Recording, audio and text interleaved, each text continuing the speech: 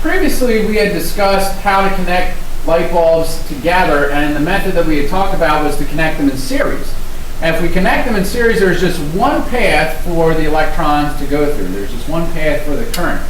However, in a parallel circuit, which is a different way of connecting light bulbs, there is more than one path for the electricity to go through. So here we have three different options for the electrons to go through. They go through the first section, the second section, or the third section of our circuit. Now, in a parallel circuit, we call them parallel because these wires run parallel to each other. In a parallel circuit, if I remove one of these light bulbs, the other light bulb will stay lit. We can see why, because we said that if a light bulb has both ends touching opposite terminals of the battery, the light bulb will stay lit. It will still be a closed circuit, we say. And so for our second light bulb, the top side touches the positive terminal of the battery, and the bottom section touches the negative terminal of the battery. Same thing for the third light bulb, top section touches the positive terminal, and the bottom section touches the negative terminal. So both of those light bulbs will stay lit. Because each light bulb has its own direct connection to the battery, all the voltages will be the same in a parallel circuit. The voltage gain of the battery is the same as the voltage drop of each light bulb.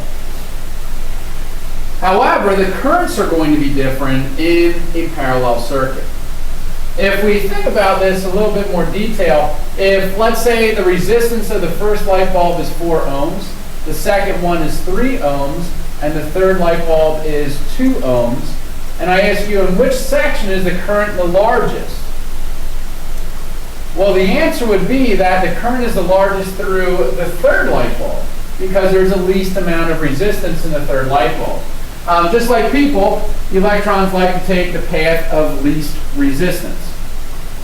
Think of an analogy in terms of you go to a checkout line at the grocery store, and there's 3 different checkout lines. Whichever checkout line has the least amount of resistance, that's where most people are going to go. That's not to say that some people won't go to the checkout line with the most resistance, but most people will pass through the checkout line with the least resistance.